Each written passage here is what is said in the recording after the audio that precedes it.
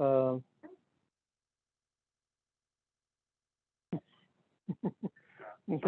Start over now. Okay, go. All right, this is a list of the technical leadership team. A lot of us are here.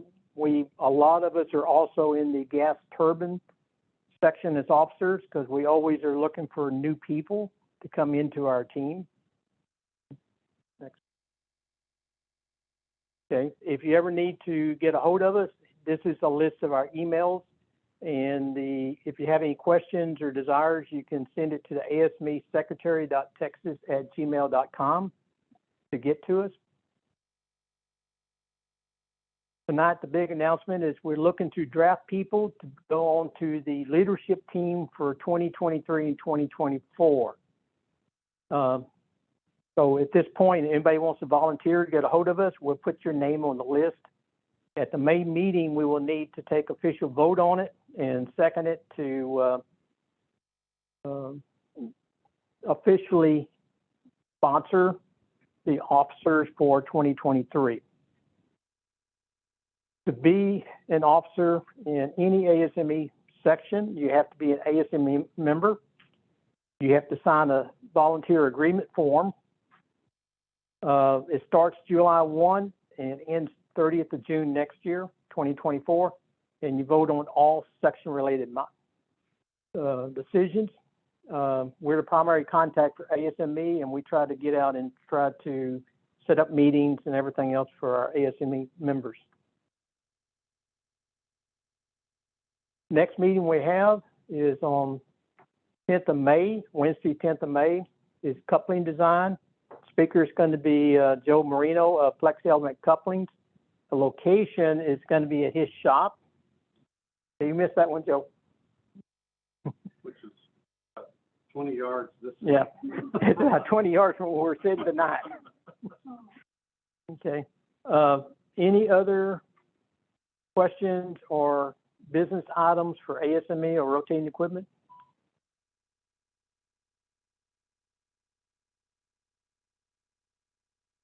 ASME South Texas meeting Thursday, March 23rd. Yeah. Okay, is that at the real fancy place? The really fancy place. The South Texas section is the Forest Club. Yeah, the Forest Club. The Country Club downtown. Okay. And the gas turbine section is meeting May 20th, or no, March 20th. Okay. Not May. No, there. This is gas turbine. It's, Yeah. May. We don't have a date for that yet. But Okay. the March gas turbine is March 20th. The gas turbine is in May. We don't have a date for this one in May. At Siemens, we don't have a date yet. The March is March 20th. Okay, March 20th. March 20th, UH. Okay, March 20th, then. Yes, they picked the date. They just found the speaker. Okay. It has to be set up in All right. Okay. So there's going to be 2 meetings this month. Yes, March 20th, gas turbine at UH. Look at that event part.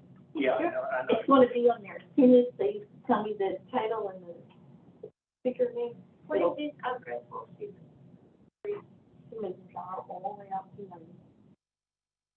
We were there. 290 Beltway 8, I think. 290 Beltway 8 is going to be a long time. 290. Okay. All right. This is a list of all the websites that you can communicate to ASME, South Texas, and also across the U.S. All right, let me introduce the speaker tonight.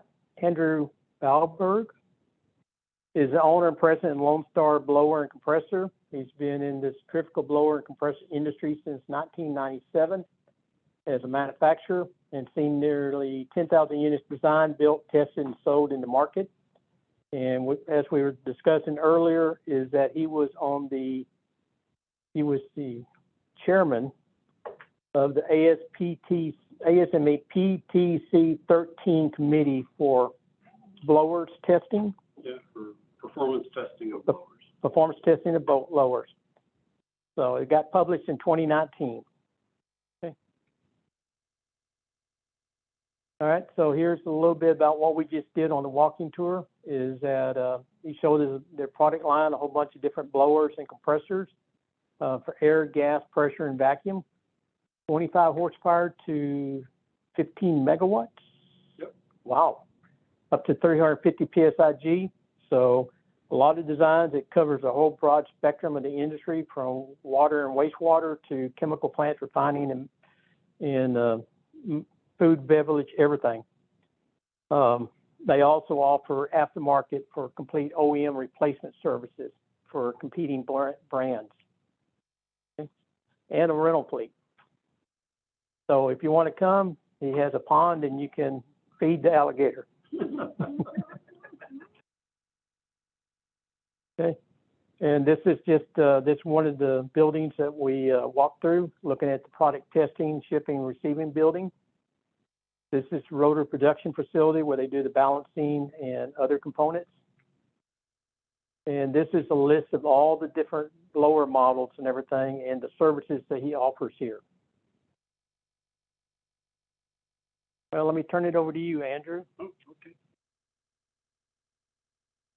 I'll try to be brief, given the late start here, but thank you for coming. You know, this is our first time to host, and thanks for Joe. He kind of just said, hey, why don't you do this? We said, yeah, sure. Asked him a million questions, but I'm glad to have you here. Thanks for making the trip. I want to introduce my colleagues, Jonathan Michelle in the background. He is Vice President of Aftermarket. That's about 40% of our business is working on other people's blowers and compressors, and Jonathan is heading that part of our company. And Charlie Davis is our marketing manager, so in the back. So he did all the setting up around here. So thank you, Charlie. Let me get this other presentation here.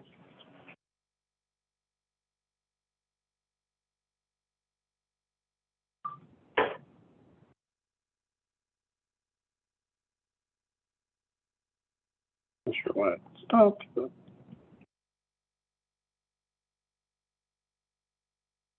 So I'll be brief and pretty quick, but just a general introduction. We are a manufacturer. We're located here in Houston, Texas. Let me just kind of get to head here. We make brand new blowers and compressors here at the factory in Houston, right next to Hobby Airport. They're designed, built, manufactured, tested here. We ship globally from here. We have 3 other parts of our company. Rentals is a big part of our company. So everything we sell new, we rent. We have a very large rental fleet, whether it's quick emergency or it's long-term, you know. So we rent, and then our aftermarket services are maybe different than the fact that all of our competitors, we make all the parts for. So we literally act like that's our machine. So we didn't originally make it, but we support it in every single way, in our opinion, better than the manufacturer. And the fourth part is Dynamic Specialties is a brand of ours, and that's what you saw in the controls building. So we build custom fabricated control systems, we program them, and Dynamics does things not related to blowers and compressors also. So, and I'll show you a little bit about that. So our product range is pretty wide. So we can be from, you know, internally geared single stage, internally geared multi-stage compressor. We talked a lot about our air bearing machine. That always gets a lot of oohs and wows. It has no oil or grease in it. So a lot of these in our factory, just because there's a lot of them in the market. This is a ball bearing multi-stage centrifugal blower. And then control systems is a product. So we build, manufacture, program our own controls. And but our dynamic compression is from, you know, 2 pounds to up to 1,100 psi.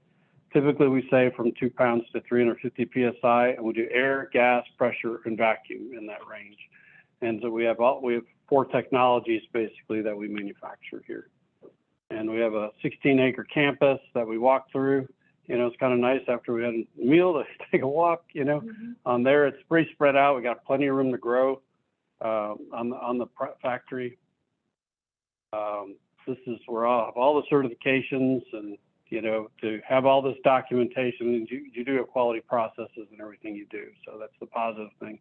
As an owner, sometimes I call them extortionists that I pay to get their stickers and put them on my machines. But but that degrades the purpose of them. So I'm not going to say that. Well, I saw for oil purposes.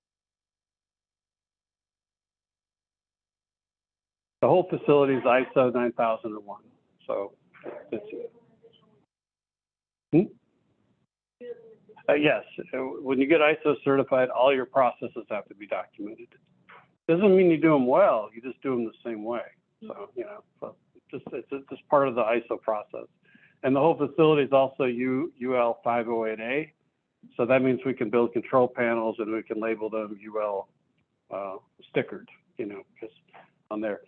A lot of the other certifications are specific. So if we're selling something to Saudi Arabia, they want a SASO certificate, you know, CE for Europe, CSA, which is a Canadian electrical certification. You know, we do all that to specific jobs. So depending on where it goes, but there's really nothing else on the world that we don't do. We can do an ATEX certified explosion proof system. We can do a class 1 Div 1 group C and D system. Really anything related that our equipment does, we're certified for. So you see on there, we have a GHOST certificate. So I don't think we're going to be selling to Russia anytime soon, but if we did, we can GHOST certify our product. And then we have the full QHSE. You know, we fully document our quality systems that when we get audited by our vendors. We're in 32 countries. The company's only in our 8th year, so we're not everywhere yet. But we're growing about 20 to 30% a year. So it's a very rapid growth for a manufacturer to grow this quick. We speak a lot of languages on the campus. So if you come here during the day, you know, we have people that speak all these languages because we ship things to a lot of languages. And our markets are wide, right? So everyone always assumes, oh, you're oil and gas. Well, not really, you know, probably only 15% of our business is oil and gas related. In fact, that's a growth industry for us. The rest of our industry is really a lot of environmental processes, water, wastewater, vacuum, conveying. Mining is a big part of our market, especially the noble metals mining, power industry, and of course, oil and gas. We do the processes related to oil and gas. Test facilities we walk through, you know, we do everything we manufacture. We can fully mechanical run test the full load, and we can do performance testing. So you're measuring flows and pressures, making sure you meet specifications. All of our products are made to order, although they're mostly all pre-engineered. You just have thousands of options and you mix and match. So, but they're not sitting on a shelf. So there's a lead time associated with building capital equipment. So, and test facilities, my affiliation with ASME started, was mentioned, 2008. There was not an adequate performance test code related to blowers. Well, what are blowers? Well, you know what a fan is, you know, and then there's blowers and compressors. So there's no textbook to tell you where the dividing line is. But the existing ASME codes had a spec for measuring fans that didn't really work for higher pressure. So fans are under 2 PSI delta, you know. And then they had PTC 10 for high pressure compressors. And they really didn't have anything accurate for the mid-range pressures, 2 pounds to 30 pounds. So we petitioned ASME. They granted license to form the committee, and it took us 10 years of hard work to publish, right? So that's out. You can buy it right now. But it's the first time you have one for blowers. But the thing that took so long, if you know the difference between positive displacement and dynamic compression, those are dogs and cats. They don't live together. They have different things. So rewrote a code that is basically wire to air for positive displacement and dynamic compression. So when you're doing calculations for doing a test condition and translating it to a site condition, there's a lot of math associated with it. And the math for dynamic compression is very different than it is positive displacement. So we had to write a code that was fair to both, and we had to come up with a lot of new math. And quite frankly, that added 5 years to our schedule to do that. But in the end, we have a test code that measures both fairly. So that's the unique thing about PTC 13. And we do the full testing, mechanical testing. We do overspeed testing, dynamic balancing here, hydro testing. We do PMI, all the testing, coatings that we took a walkthrough, fabrication. I'm gonna go pretty quickly just to keep you guys going here. And of course, the engineering is here, right? So we design these things. There are our designs. In our product range, it's all on the website. So this is an interly geared single stage. So this is about a 30-pound Delta machine. So again, air, pressure, gas, or air, or vacuum. These can get quite large. That 15 megawatt you mentioned, you're like, well, we haven't sold one, but we had an order of intent for one. It got canceled, but we can make a 15 megawatt interly geared single stage machine, just like this one here. These can be dressed up to be an API 617 or 672, or it could just be, you know, at a lot less price, just a plain, I still call it a blower. Some people call it a compressor. But these are tilt pad, force lubricated bearings. You know, these can be dressed up and meet API specs. Unique thing about this is variable inlet and variable discharge geometry. So on the back of the facility, there's a cutaway over there. You can kind of see that. And that variable geometry offers a really wide pressure range. So we go from 100% flow down to 30% flow for a centrifugal machine. So that's very unusual. But with the dual vane technology, we can actually get that range, but we can do it very energy efficient. So, and of course, we package them up with motors, controls, lube systems, and we build the whole package here, filtration. Next product, centrifugal compressors, is basically more stages of what you just saw. So except we go through intercooling. And these can get quite high pressure. So we typically stay under 350 PSI, but we have some models go to 1100 PSI. Again, air, gas, pressure, vacuum. You saw some cores in there, but you didn't see a full assembly. There's none in there right now. So, but basically, it's just like you saw before, except that after each compression stage, it has to go through intercooling before it goes to the next stage, because it gets too hot. So it'll go through the first stage impeller, it's getting compressed, heat compression, and then you're going to see it, the volute's going to send it down into an intercooler, and it's going to cool before it goes to the next impeller. And so we can build them 2-stage, 3-stage. We have some models that go 6 stages. So we have 3 pinions with dual impellers on them. So you can see the cooler in between. These are typically water-cooled intercoolers. And then the air-bearing blower. So this one is the only thing that is not gas and it's not vacuum. It's only clean air pressure. It's a blower. It's typically under 20 pounds pressure. And these are small. So the biggest one we make is 500 horsepower. So these are relatively small. And it's a blower system in a box, just like the one you saw right out here in the demo area. And it's kind of cool because there's no oil and grease. It uses airfoil technology. And so this has been around a long time, this technology, but I like to say it just got dumb and cheap enough blower people can use it, right? So, you know, it used to be in all the high-end stuff. And heck, the new 787 jet engines are air-bearing. You know, every commercial airliner since 1979, the power and ventilation system are air-bearing. Think about it. You don't want to have oil and grease flying around in the sky, right? So this actually is as a foil that presses on the bearing, on the shaft. They're very hard to turn, but once it breaks free, gets to 6,000 RPM, the turbulence of the air creates pressure, just the shaft moving, and it pushes away that spring, and then it's riding on a 1 to 2 millimeter cushion of air. And so the only friction is stop and start. So there's a limited number of stop starts on these machines. So our small ones do 100,000 stop starts. That's what we guarantee. It's pretty long, but some processes want to start, you know, stop and start every minute. Well, this is not the technology for you, right? So it's a permanent magnet motor. That's actually the new technology. It's not the air bearing. So unlike an induction motor, it has its magnetic field. It doesn't lift it, right? But basically we're inducing rotation. What does a permanent magnet motor do? If you ever taken apart a little cooling fan, like on a computer, and you turn it and it kind of jumps forward, That's a little bitty permanent magnet motor, you know, so this is a big one.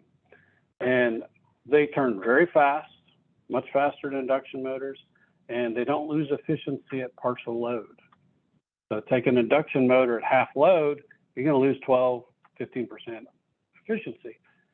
Permanent magnet motor doesn't lose any efficiency. It's the same. So these are very energy efficient machines, and largely has to do with the motor, nothing to do with the air bearing. Air bearing's cool and neat, but it's the motor that actually gave the energy boost. Multi-stage blower. This is the only ball bearing machine we make. And rotating equipment terms, I call it the big, dumb, slow machine. It's 3,600 RPM or less. Ball bearings, you see the one in the back of the room, very wide tolerances. It's a very popular machine. There's no API spec for it, but every petrochem plant has them somewhere.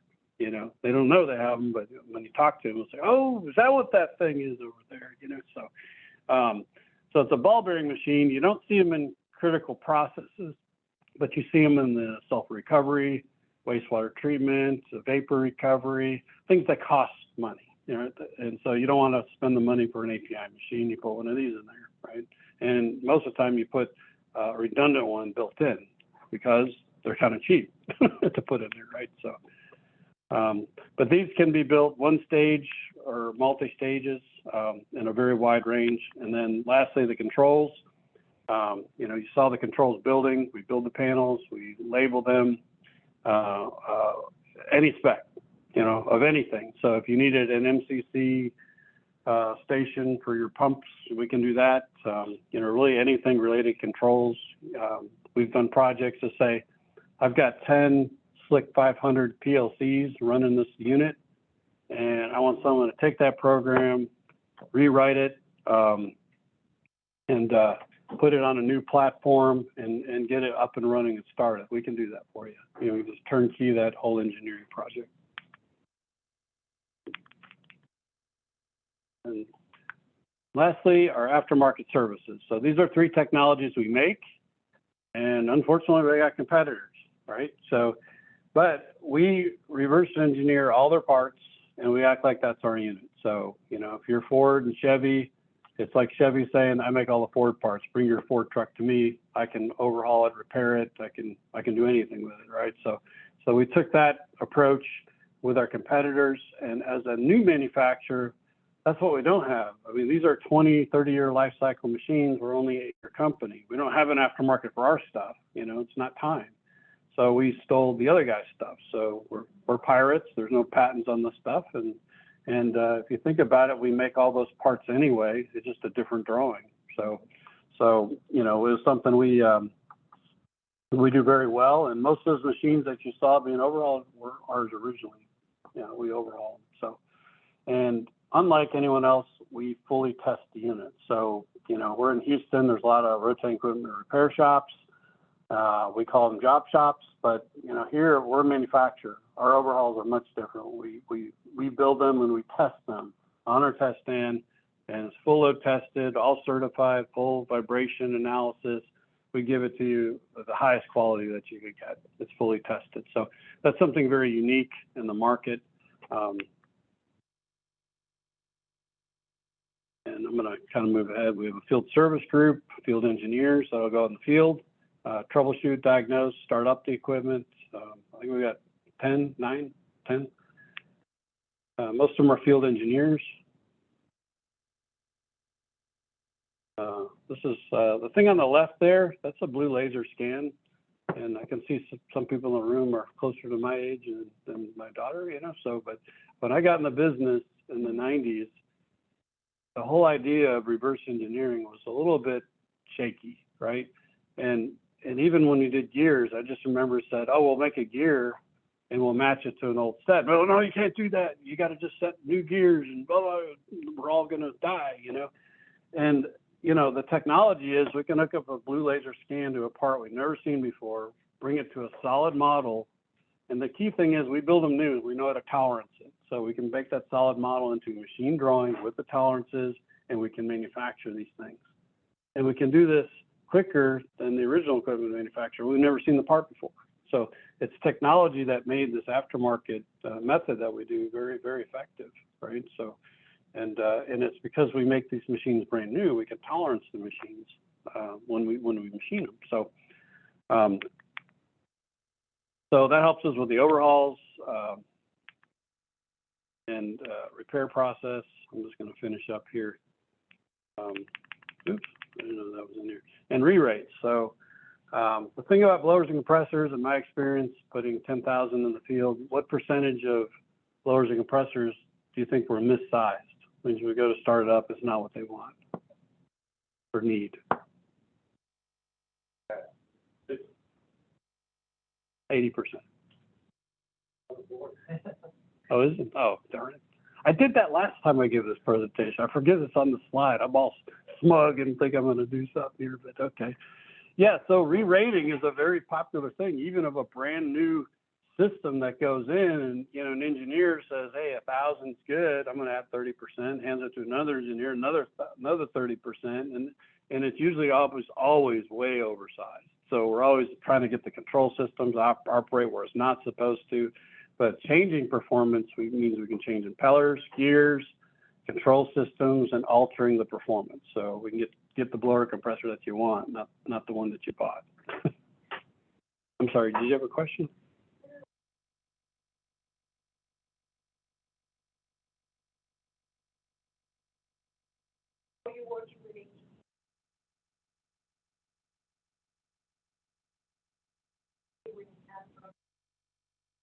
Right.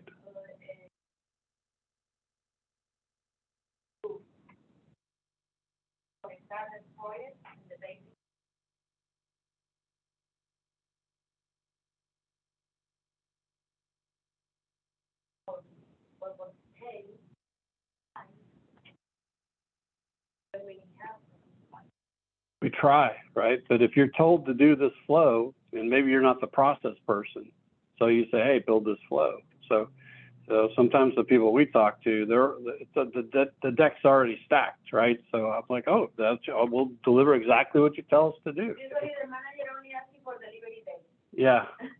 Well, they got to say what size, right? So everything's made to order. Yeah.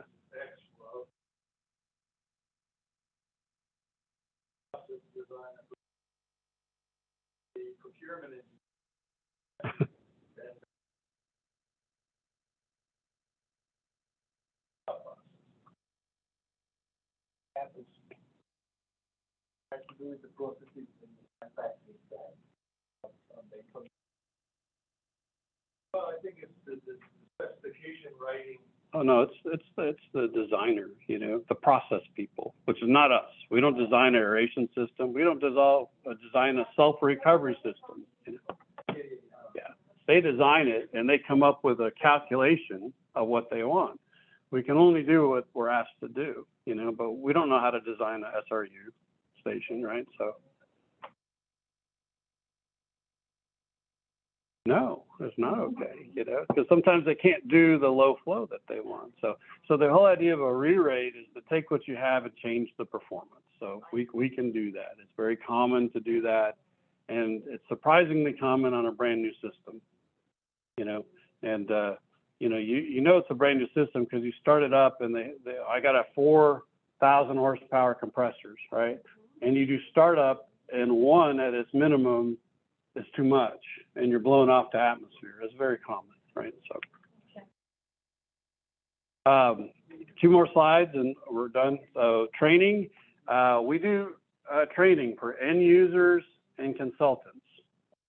End users and consultants, right? So, and what we do is we basically explain the technology. We'll do a day on multi-stage, or I'll do an inlay geared day.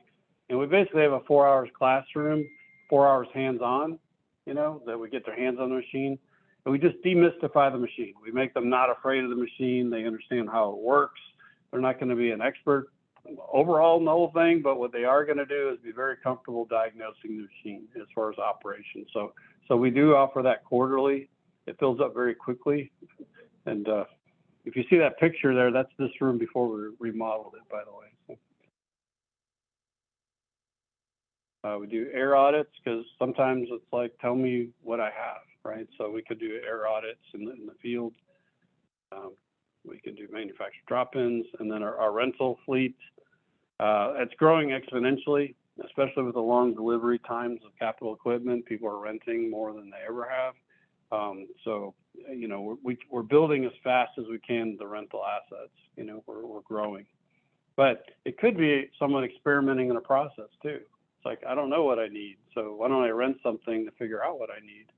Or I want to change my process and experiment, so we'll just put another train in there, give a different performance while they do that. So it's not always like, hey, my machine is down, give me another one. Sometimes it's seasonal. That thing on the bottom left was particularly challenging, but it was a molten salt dome, and they use that at a solar farm, and that's how they store energy. And what they wanted from us is a way to heat it up fast and cool it down fast. So we had to have a blower to blow air to cool it. That was easy, but they wanted us to heat it up. So we had to put basically a big furnace on the discharge of our blowers and heat up that thing. So it was very challenging. And we did that during COVID. So if I showed you slides, we had this camper we rented to drive there and to do this, right? So, but that's all I got. Any questions?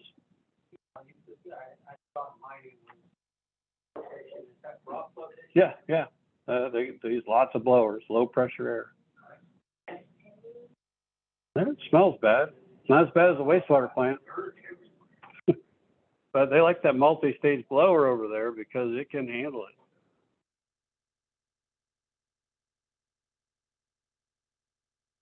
You can't even see them. They're just full of garbage.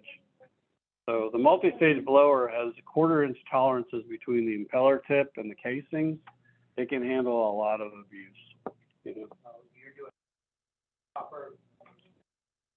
Copper is the most popular, but all the noble metals. So you can do gold, platinum, silver. They're going to take all the tailings, you know, and if you've ever seen a mine, they line up these tailings. Tailings are just piles of rock. And if you go to a mine, it's like, wow, look how organized they are. They just put all these long lines of rocks. Well, they're actually doing a process. So underneath that rocks are two things. One's a pipe with perforation, and they're blowing air in the pile of rocks. Why are they doing that? Well, they spray acid on top of the rocks, and it eats them. The oxygen that the blower puts in there creates microbes that likes to eat the things that break down to the rocks, and then the microbes die. And at the bottom of the tailings is a vat that collects all the liquid. And all that liquid is collected, and then they bring it to the froth flotation. That's what they're putting in there. And they bubble up, and they put chemicals in there, and the bubbles attract all the noble metals. They siphon it off. It drops down, it froths up again, it drops off again and again and again. In the end, you get a liquid that's 80% heavy metals, and that's what they put to the kiln to melt down. So, And copper, basically. same thing. Oil in there. Oil and actually sulfur, copper sulfide. Bubble, when they bubble it, the bubble comes up with the oil in it. That's why anything copper in that room, anything copper in that room gets eaten because of that chemical. You can't have copper anywhere near that building. Nothing. Well, they're usually using much of the Yeah. And by the way, they use blowers for that. That 15 megawatt blower was part of the sulfuric acid plant at a mine to produce the acid that's sprayed onto the tailings. They use blowers that collects the slurry that uses blowers to froth flotation. So we like mines.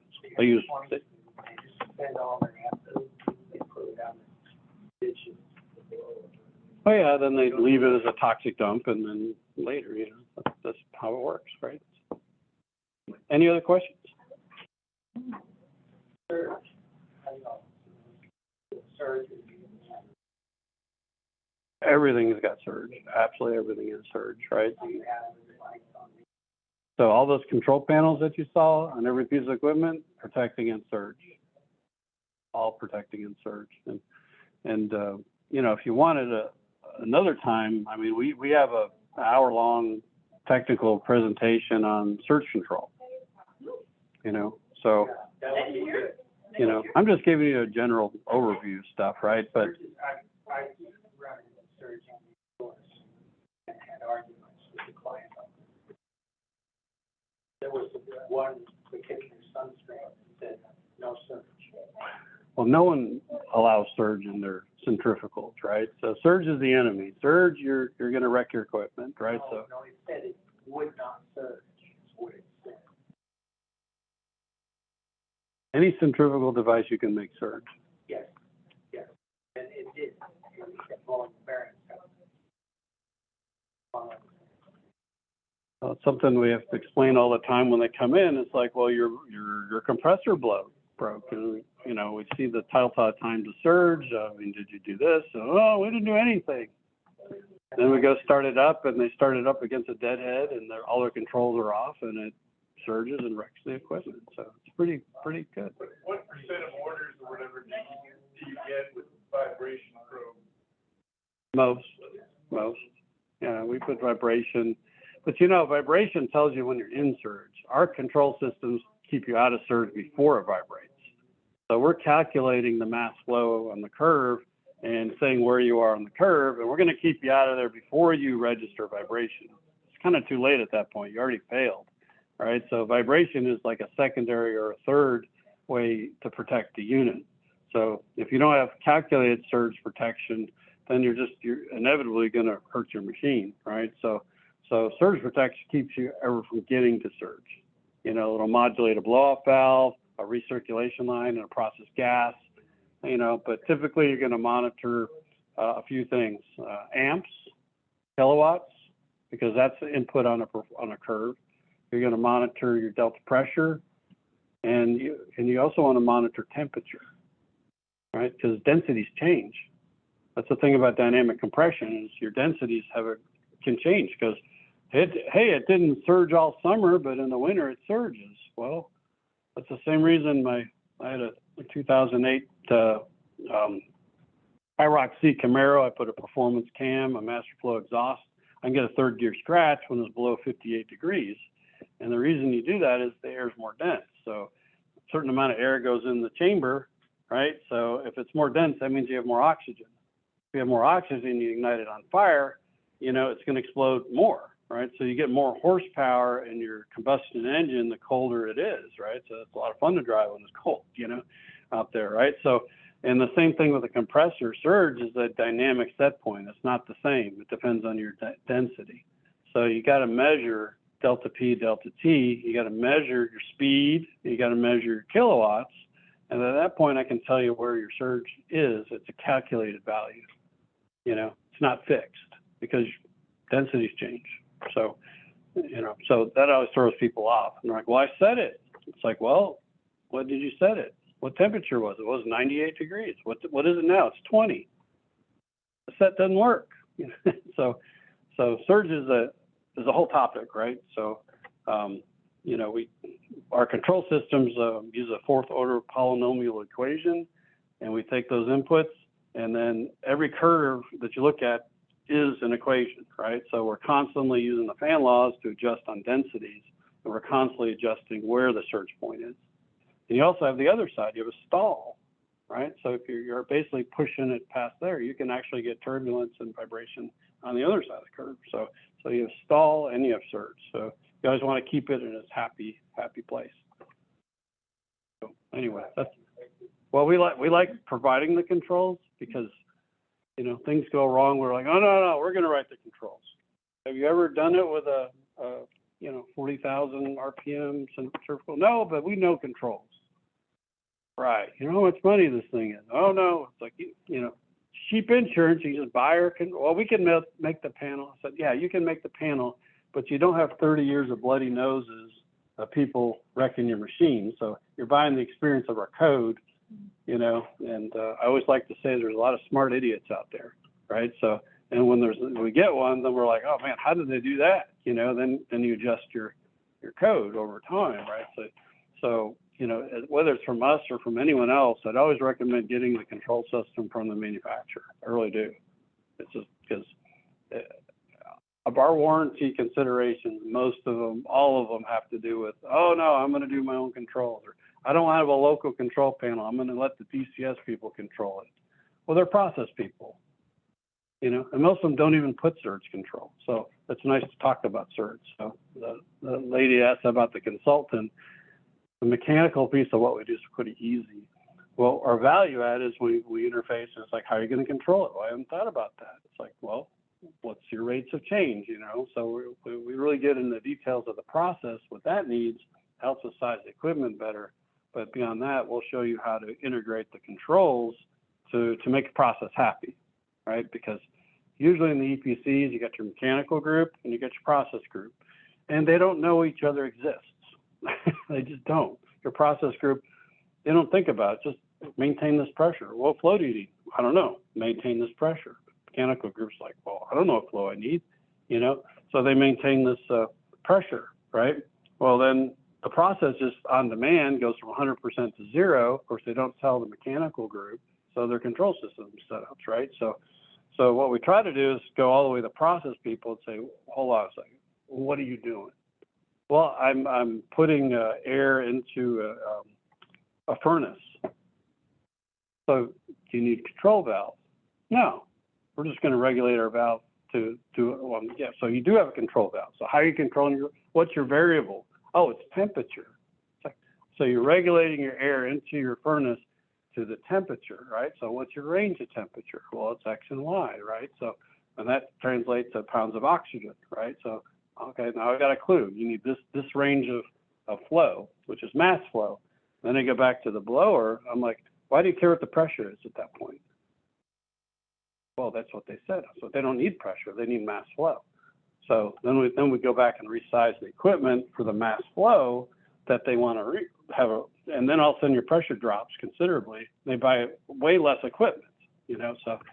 So when we work with EPCs, we're trying to do that track all the way to the process, understand the process, and then get back with the mechanical and equip them for success, right? So, and that's when you don't oversize the equipment when you do that, right? So otherwise you just, hey, do this. It's like, well, no, shut up, just do this. I'm like, okay, we did a performance test.